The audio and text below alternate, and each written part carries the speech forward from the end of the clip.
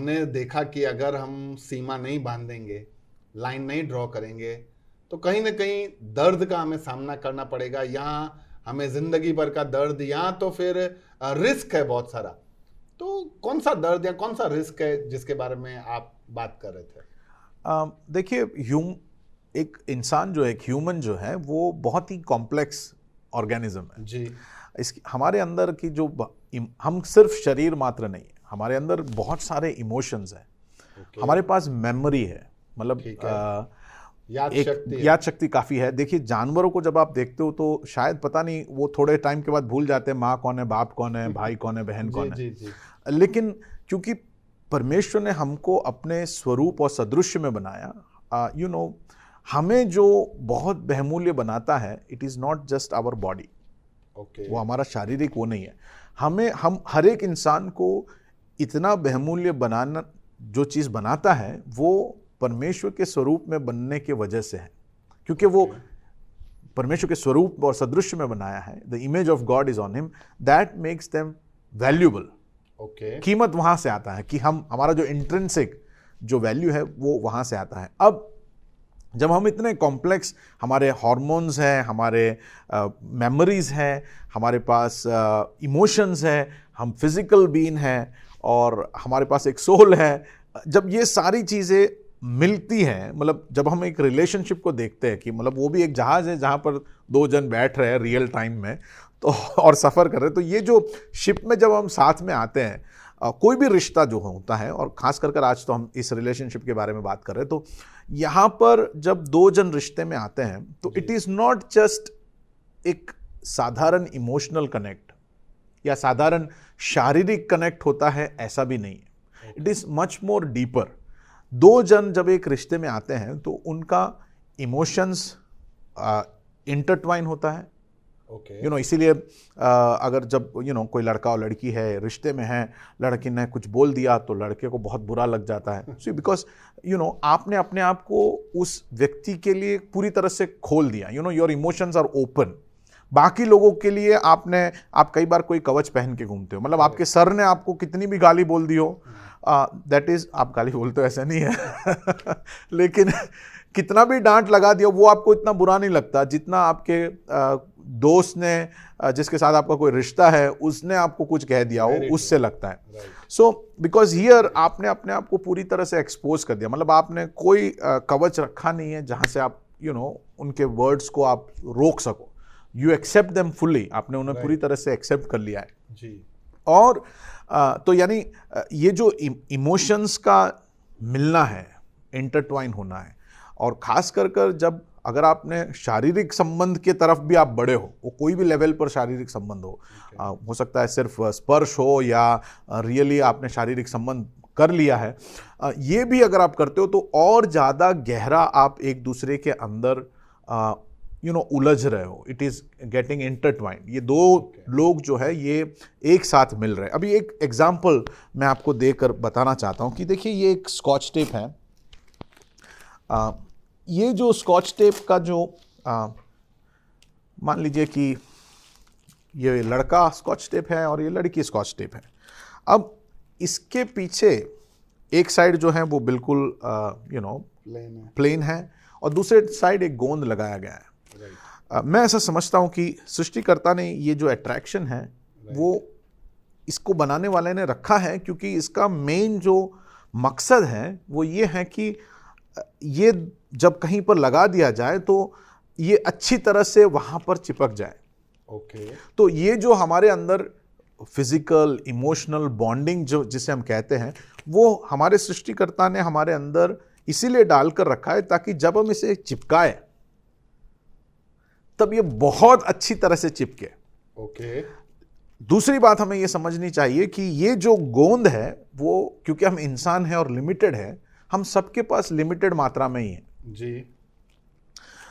अब जब जब दो व्यक्ति अलग अलग जेंडर के हैं, अब वो एक रिश्ते में आते हैं, तो ये जैसे मैंने कहा कि इट इज़ नॉट जस्ट कि आपने सिर्फ बातें की हैं, समटाइम्स यू फील, बहुत सारे लोग कहते हैं कि भैया मैं सिर्फ बात कर रही हूँ, भैया मैं सिर्फ चैट कर रही हूँ, भैया मैं उनसे बोल ही रहा हूँ, मतलब हमारा खाली फ़ोन पे कॉल होता है। देखिए, जब आपको ऐसा लगता है, लेकिन धीरे धीरे आप देखोगे कि आप इमोशनली और फिर आप डीपर, बहुत सारे आपके अंदर के इमोशंस जो आप दूसरे लोगों के साथ नहीं शेयर करते, वो इमोशंस आप उनके साथ शेयर करते हो, आप शारीरिक रूप से चीज़ों को शेयर करते हो। तब क्या होता है कि ये जो बॉन्डिंग है ये बार बार एस्टैब्लिश हो रहा है और ये चिपक रहा है। अब अचानक से आपको पता चलता है कि ये चलेगा नहीं, या ये रिश्ता सही नहीं है, या फॉर वॉट एवर रीजन्स आपको अलग होना पड़ेगा। अब क्या होता है कि जब हम इसे निकालते हैं तो वो जो सुंदर से दो व्यक्तित्व थे,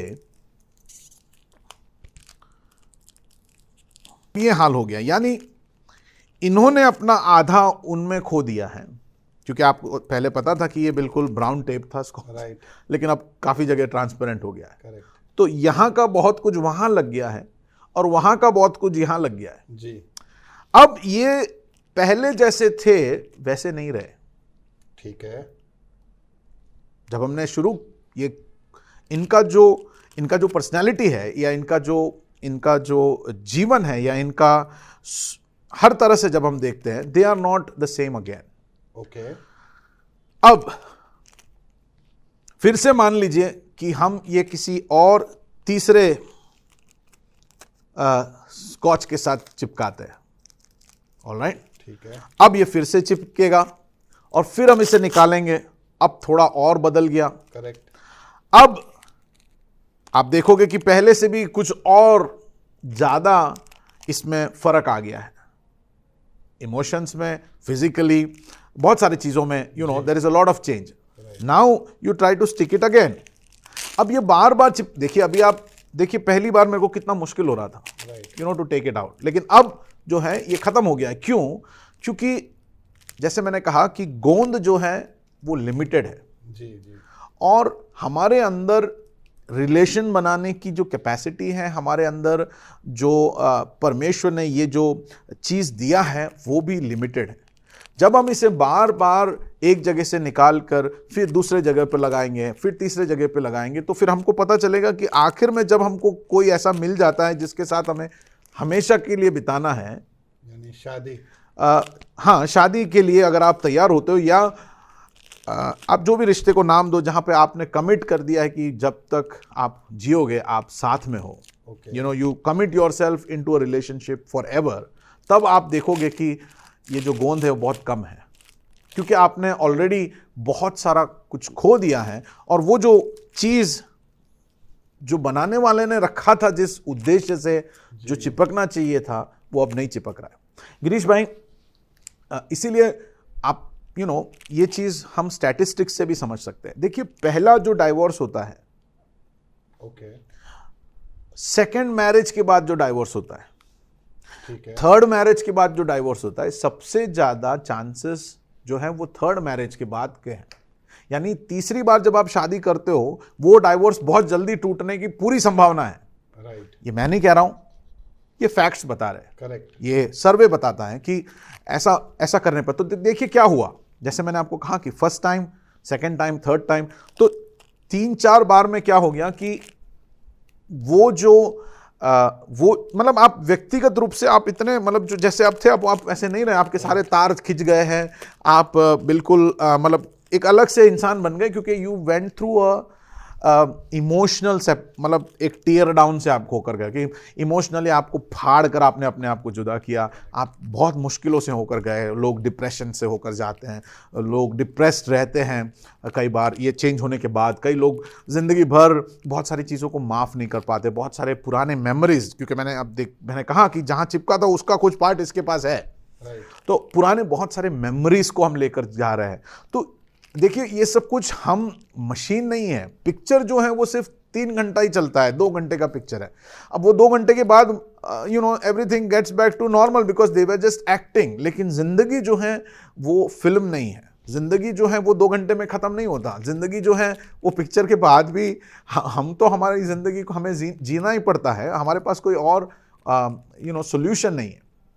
सो पिक्चर को देखकर या मूवीज में देखकर जब लोग अपना जिंदगी जीने की कोशिश करते हैं, मैं आपको बताना चाहता हूं कि the fact about life is this.